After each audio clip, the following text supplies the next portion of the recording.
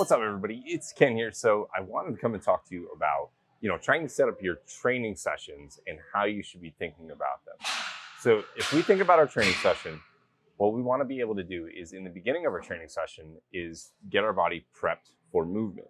So what does that mean? Well, you can hop on the treadmill or the rower or the bike for a couple of minutes. And then after that, you can roll it out if you know how to use a roller. If not, check out any of our other videos here.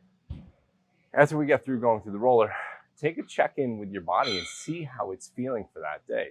Is something a little bit more tight? Is, something just feeling a little bit off? If that's so, take that time in order to warm that area up so we can kind of reset the body and get through that.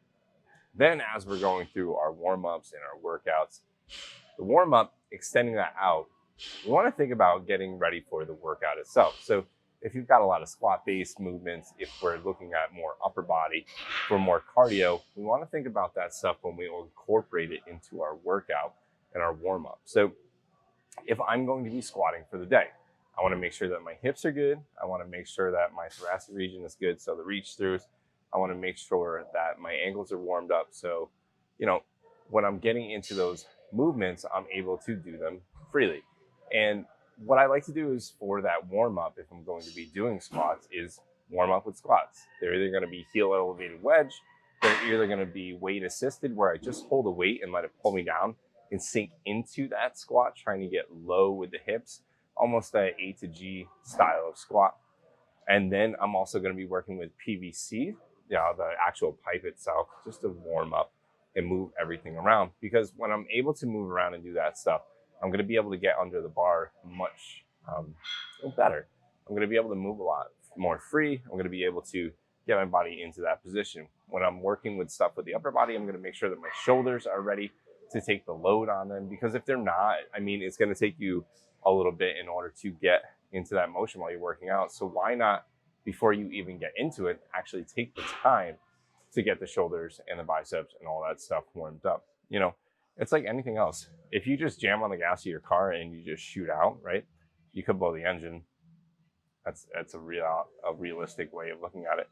And if we think about that with our body and when we're working out, we want to make sure that we're warmed up, and it's going to make your workout that much better. So legs, make sure we're working through the hips and the ankles, doing squats and doing warm-up lunges laterally, forward, reverse, making sure that we can take the load for that day.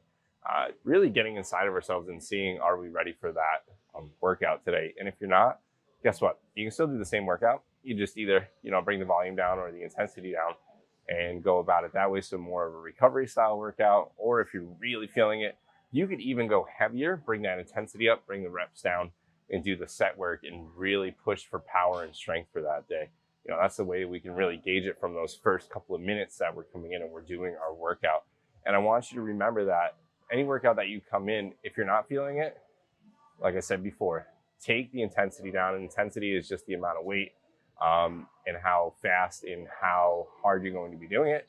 But if you're feeling it, put that intensity up and really go for it within reason, right? You don't want to make like a 100 or 200 pound jump, but a couple of pounds added into it, even a 10 to 15 pound jump in a deadlift or a bench press, you're going to add the intensity and you're also going to put your body under that stress. So remember that you have to take time to really gauge that stuff when you come in. And that's why warming up is the best thing that you can do, because it's going to tell your body exactly what you're going to be able to do that day.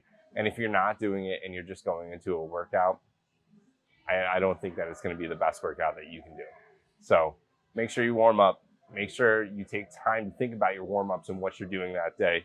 And make sure that you're following here to learn about warm-ups and exercises that you can add to your workouts to make them that much better.